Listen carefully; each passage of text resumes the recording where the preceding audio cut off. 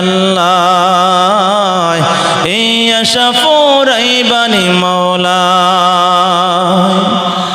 পাগল দেওয়ানার বেশে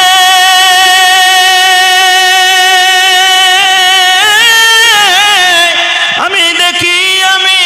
বসে বসে ও পাগল দেওয়ানার বেশে